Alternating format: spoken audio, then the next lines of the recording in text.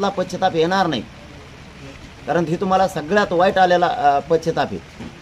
तुम्ही जाणून बुजून आमच्या पोरांच्या मागे लागला त्या छगन भुजबळचं ऐकून, म्हणजे तुम्ही त्यांचं ऐकून घेता आणि आमच्या मागण्याच ऐकून नाही घेत. ही कोणची पद्धती? तुम्ही कशामुळे नोंदी शोधायच्या बंद केल्या? शिंदे समितीला तुम्ही वाढ दिली का? शिंदे समिती काम करत नाही. शिक्षण विभागाचा रेकॉर्ड तपासला का शिंदे समितीनं? पूर्ण राज्याचा अभिलेख सगळे तपासले का? देवदेवताचे सगळे संस्थानं तुम्ही तपासले का? मी तुम्हाला नाशिकचे सांगितले होते, घेतले का तुम्ही? काय करताय तुम्ही? तुम्ही तो पुरा अभिलेख म्हणून आहे तो तपासला नाही का? नाही तपासला. जन्म मृत्यूचे दाखले का नाही तपासले तुम्ही? तुम्ही कारागृह का नाही तपासले? तिथं नोंदी आहेत आमच्या. तुम्ही हैदराबाद संस्थान का नाही तपासलं? तुम्हाला जर नोंदीच 8,000 सापडल्या म्हणताय, तिथं पुरावे का नाही आणले? का नाही आणले? का तुम्ही एवढे उताळे झालात आमच्या मराठी संपायला? का उताळे झालात तुम्ही? धनगरांना सुद्धा तुम्ही पहिले कॅबिनेटमध्ये देतो म्हणले होते आरक्षण, का नाही दिलं? का तुम्ही एवढे का उताळे झालात गोरगरीब संपवायला? कोणत्या शेतकऱ्याचे अनुदान मिळाले? तुम्ही ती ही सेवा पीक पाहणी आणली, कोणत्या शेतकऱ्यांचे नुकसान भरपाई मिळाली? त्यावेळेस नेट जातं का? तुम्ही आमच्या मराठीशी असं वागायला लागला? जास्त मराठी इथं शेतीत आत्महत्या आमच्या झाल्यात. आमचे उघडे पडले तो आई बाप फडणवीस साहेब, कपडाला कुंकू आमच्या नाही, आय बहिणीचं राहिलं. तुम्हाला आमची तळतळ कळत नाही. तुम्हाला ही सगळ्यात आयुष्यातला मोठा पश्चाताप आलाय, राजीनामा द्यायचा आणि संन्यास घ्यायचा. म्हणून मी हे आज शब्द बोलायला लागलोय. आम्ही तुमच्या नाही विरोधक. तुम्ही जाणून बुजून का देत नाही? कोण देव भुजबळ फिजबळ कोण आहे देव? का त्याचं ऐकताय तुम्ही? कोणता नेरेटिव्ह भरून काढणार? आम्ही एकटेच 50-55% आहेत. काय करणार आहे ते भुजबळचं मतदान? काहीतरी सांगता तुम्ही. आमचं वाटोळं करायला लागला विनाकार. काय माझ्या विद्यार्थ्याचं वाटोळं झालं सगळं. 13% आरक्षण दिलं तुम्ही, ते रद्द झालं. तुम्हाला माहिती आहे का? तुम्हाला जी आता पश्चाताप आला ना, मी आरक्षणाला विरोध करत नाही. तुम्हाला उदाहरण म्हणून सांगतो फडणवीस साहेब, तुम्ही 13% आरक्षण दिलं त्यावेळेस मराठ्यांनी 106 आमदार निवडून दिले. बॉस लक्षात ठेवा, तुम्हाला एका दणक्यात मराठ्याने उपकार फेडला तुमचा. तेच आरक्षण घालवलं, तेच आरक्षण घालवलं. तुमचा चाथा वकिली ते घालवलं झालं. कोटीना लाखांना पोरांचं वाटलं आमच्या. पुन्हा मराठ्यांना आंदोलन करायला तुम्ही का सुविधा देत नाहीत आम्हाला? कायमच्या का सुविधा देत नाहीत? कशाला देता तुम्ही चिरीमिरी आम्हाला? 5,000 दिले आणि 2,000 दिले, कशाला देता? का देत नाही तुम्ही? शेतकऱ्यांना का देत नाहीत? पिकाला भाव, वीज, पाणी त्यांना का देत नाहीत? काय करायचं त्यांना आत्महत्या करायची? का तुम्ही मराठ्याला सुविधा देत नाही? कशामुळे तुम्ही 500-200 रुपये देताय? तुमचा लय पैसा झाला का? तुमचा लय पैसा झाला तर साठीच्या विद्यार्थ्यांची का परेशानी? का त्यांना 3 महिन्याचा मुदतवाढ मागितली होती त्यांनी? 8 महिने 11 महिने का नाही केले तुम्ही?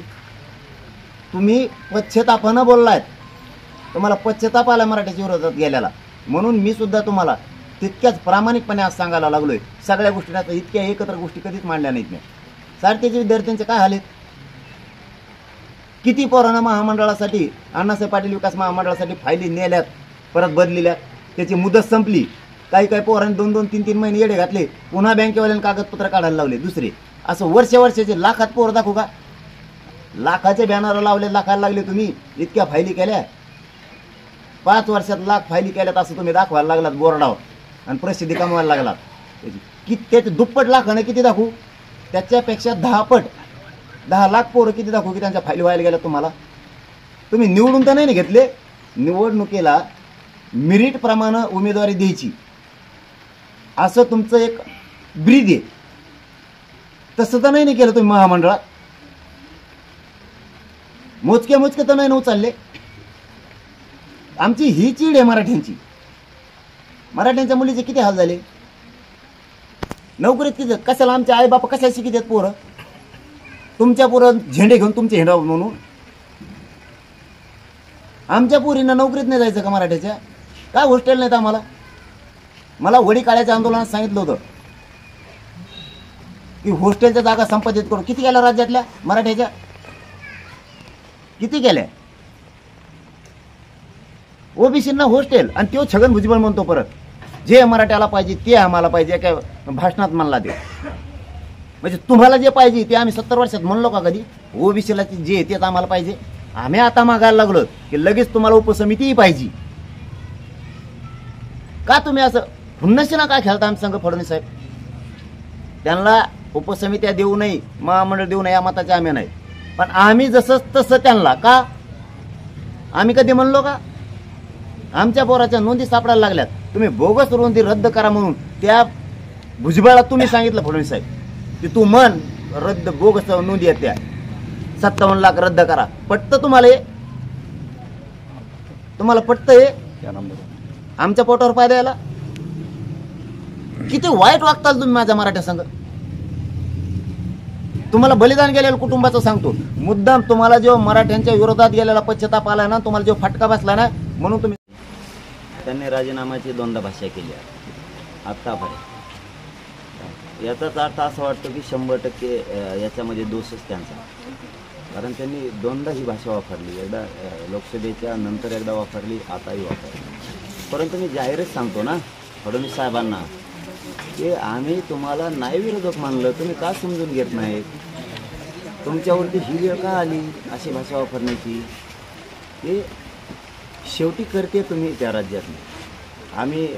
तुम्ही जर आता इतक्या नर्वसपणे शब्द बोलायला लागलात की मी राजीनामा देईन किंवा पश्चाताप आलाय तुम्हाला मराठ्यांच्या विरोधात गेल्याला, तर तुम्ही राजीनामा देईल म्हणताय, तर माझी तुम्हाला सरळच विनंतीची, सरळ यात काय आडं बोलत नाही किंवा राजकीय भाषा बोलत नाही, करते तुम्ही या राज्याची. तुम्ही मराठ्यांचं आरक्षण रोखलंय हे सत्य आहे, तुम्ही ते द्या ना. सगळ्या स्वारीची अंमलबजावणी तुम्ही रोखली, हे नाकारून तुम्हाला नाही चालणार.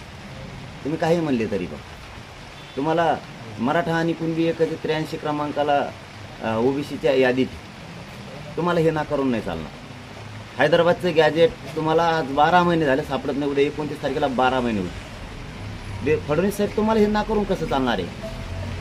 ठीक आहे, तुम्ही आता जी शब्द वापरलाय त्याच्याबद्दल आम्ही सुद्धा तुम्हाला विनंतीनंच बोलायला लागलो की तुम्ही ज्या 1 लाखापेक्षा जास्त अंदाजे केसेस पोरांवरती केल्यात खोट्या, काही कारण नसताना. काल परवा माझ्यावर 3 केल्या. कालचीच उदाहरण एक सांगतो तुम्हाला गेवरायचं.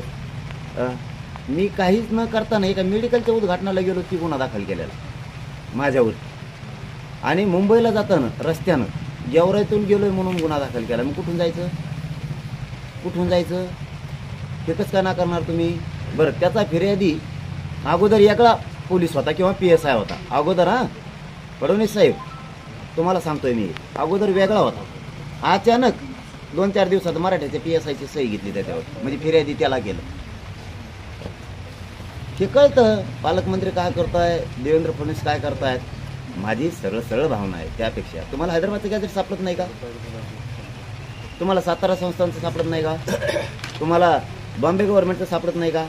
मराठा आणि कुणबी एकच याचे किती पुरावे द्यायचे? नाही, हे तुम्हाला 6-7 मुद्दे सांगितले फडणवीस साहेब. तुम्हाला विनंतीनं आणखीन सांगतो, आम्ही तुम्हाला विरोधक मानलेलं नाही ना, आम्हाला गरज नाही का राजकारणाची, की महाविकास आघाडी असू नाही तर महायुती असू. जर आता भाषा तुम्हाला समजून घ्यायची असली तर घ्या. तुमच्यावरती ही जी मराठ्यांच्या विरोधात गेल्यामुळे पश्चाताप करायची वेळ आली ना, त्याचे कारण तुम्हाला आणखीन मी सांगायला लागलो आहे की तुम्ही ज्या केसेस केल्या त्या पण मागं घेतल्या नाही. आमच्यावरती हल्ले केले तेही वाढून ठेवलं आहे तुम्ही.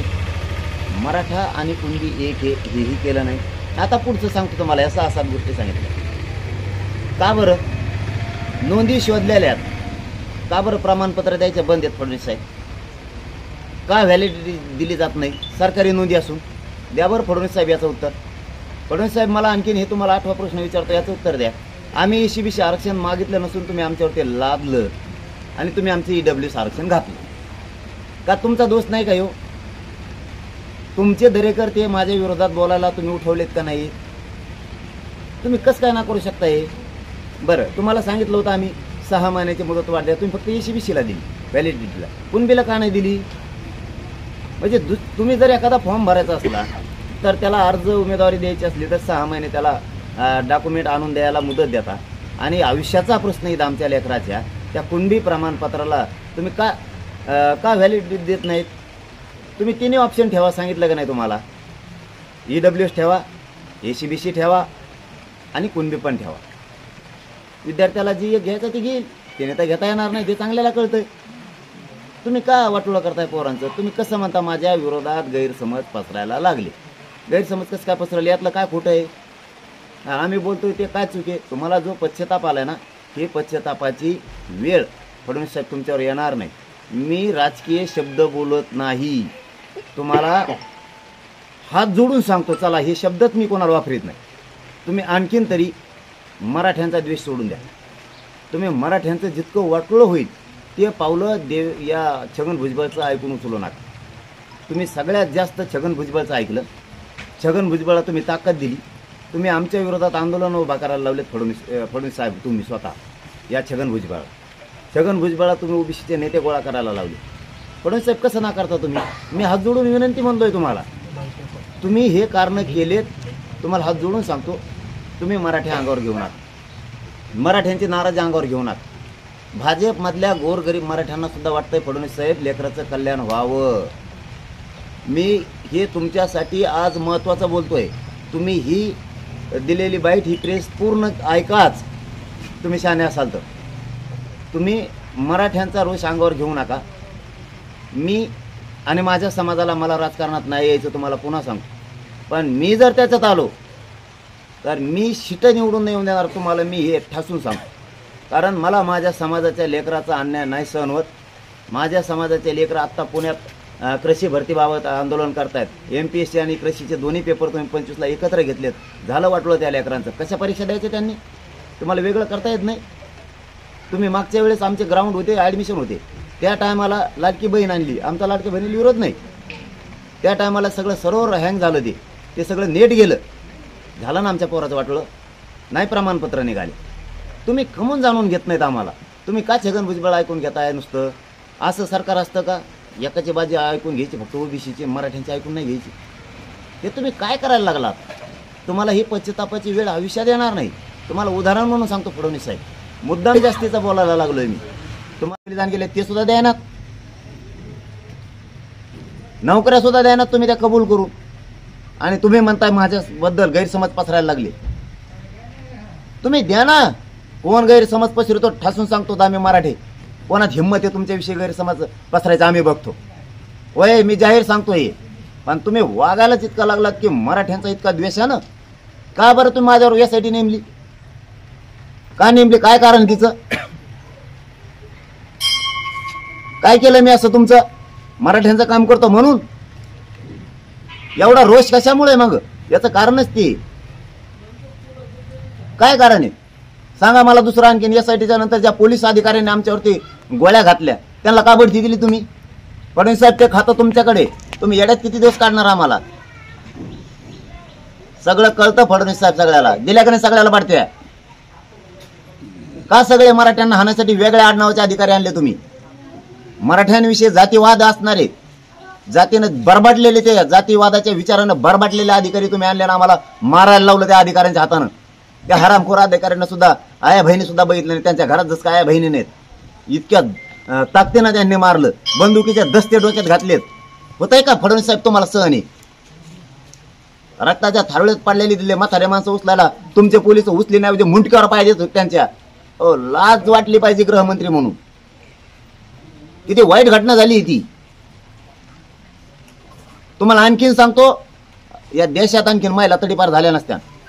त्या वाघोलीच्या आणि त्या उमरखेडच्या, तिकडच्या लातूरच्या आणि त्या अमरावतीच्या महिला तडीपार केल्या हो तुम्ही.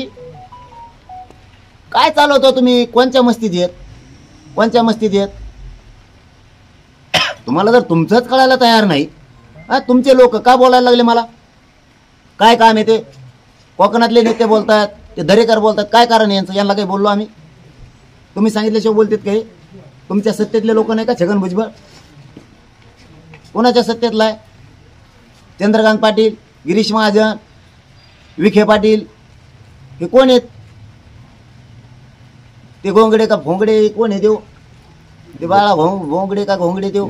गचपाने कुठून आणलं ते बदग? ते कापूस बोंड्या कुठून आणला देव? गोंड्या देव पोळ्याचा बैल कोण आहे ते? पागल समजता का तुम्ही आम्हाला मराठ्याला? कशाला आणले हे माकडं? हे काय करणार आहेत आमचं मराठ्याचं? काय करणार आहे ते? तुम्हाला कळत नाही की तुम्ही इतके जे पश्चाताप आता करायला लागलात मराठ्यांच्या विरोधात गेल्यामुळं. फडणवीस साहेब तुम्हाला सांगतो, तुम्ही हे जे चाळे केले ना, या चाळ्यामुळं पुरता भाजपमधला मराठा सुद्धा, आजचा शब्द माझा पक्का काळाचा ठेवा, भाजपच्या मराठ्यात प्रचंड खतखते, काही अडचणीपोटी ते तुमच्या आसपास फिरतात. पटवून घ्या मनोज जरांगेचा शब्द, तुमच्या आसपास नाविलाजाने फिरतायत. एकाही नेत्याला वाटत नाही आता जातीच्या विरोधात कसं जावा. तुमचेच आमदार, तुमचेच पदाधिकारी माझ्याजवळ येऊन बोलतात, राज्यातले सांगतो तुम्हाला मी, की आमची काय फसगत झाली म्हणतात. आता आम्ही धडना समाजाचे राहिलो ना पक्षाचे राहिलो, पण नाविलाजाने तुम्ही थोडे थोडे कामं दिल्यामुळं, काही केल्यामुळं ते चिटकून येत. तुम्हाला जे तुम्ही गणित मानलं ना, तुमच्या आयुष्यातला सगळ्यात मोठा फटका तुम्हाला 2024ला बसणार. राहू द्या लक्षात मनोज जरांगेचा शब्द, तुम्ही सगळ्यात मोठा तुमच्या आयुष्यातला, जिंदगीतला सगळ्यात मोठा पश्चाताप तुम्हाला तेव्हा असणार आहे. कारण तुम्ही केलं पण अर्धवट केलं, आणि त्या अर्धवटमुळं लोकांच्या मनात प्रचंड रोष. शेतकऱ्यांपासून, बारा बलुतेदारांपासून, तुमच्या पक्षातल्या मराठ्यांपासून, बाकीचे तर सगळेच खतखते भयानक. मुस्लिम असू द्या, दलित असू द्या, तुम्ही बारा बलुतेदाराचा विषय घ्या, बंजारा समाजाचा विषय घ्या, तुम्ही कायकडी समाजाचा घ्या, महादेव कोळीचा घ्या, विविध तिकडच्या पलीकडच्या पट्ट्यातले, म्हणजे खानदेशच्या कोपऱ्यातले आणि मुंबईच्या कोपऱ्यातले जेवढे आदिवासी आहेत ना, सगळे परेशान आहेत. नाही राहिले त्या लोकांना वावर. आता त्यांना कोणतं आरक्षण खाऊन देताय तुम्ही? आदिवासींचे काय प्रश्न सोडले? आजच दऱ्याखोऱ्यात कष्ट करतोय देव. तुम्ही मतदानापुरतच उपयोग घेणार का लोकांचा? तुम्हाला जाणीव नाही का लोकांच्या प्रश्नाची, अस्मितेची, त्यांच्या भविष्याची? तुम्हाला फक्त तुमच्याच गरजा भागायचं का, दैनंदिन गरजा सत्तेत येऊन पद भोगून? तुम्हाला काहीच कळत नाही का? ज्या जनतेनं आपल्याला तिथं बसवलंय त्यांचे प्रश्न आपण मार्गी काढले पाहिजे, त्यांना धोपटलं नाही पाहिजे. तुम्ही उठले सुटले ईडी, उठलं सुटलं SIT. अहो त्यांनी कशी सत्ता येईल? भेटेल तर कवर भेट असतं माणूस, नरड्याली उचतं. तुम्हाला ते माकडाची गोष्ट माहिती आहे ना फडणवीस साहेब? नरड्याली उचतं कोणी दप्तर शेवटी पायाखाली टाकावं लागतं. शेवटी जनता आहे, आणि हा शेतकरी आहे या राज्यातला, हा मराठा समाज आहे. शेवटी सहन होईल तोवर होईल. लोक शेवटी विचार करणार आहेत, सरकारला काय गोळ्या घालायच्यात घालून दी, काय केसेस करायच्यात करू दी, देवेंद्र फडणवीसला काय दादागिरी करायची करू दी, देवेंद्र फडणवीसला काय मराठ्यांचे आमदार अंगावर घालायचे घालू दी, पण निवडणुकीत त्याला पाडायचं. त्याचं कारण सांगतो तुम्हाला मी. आता मराठ्यांनी सरळ ठरेल, आता तुमच्या पक्षातल्या शिक्षकांनी, व्यावसायिकांनी, डॉक्टर, वकिलांनी, हमाली करणाऱ्यांनी, रिक्षा चालवणाऱ्यांनी, मुंबईत कंपन्यात काम करणाऱ्यांनी, शेतकऱ्यांनी ठरवलंय इथं किती दबाव आणला त्यांनी. आता रॅलीला जाऊ नको, सभेला जाऊ नको, मत्संग फिरू नको. मतदानाला जाताना गुप्त मतदान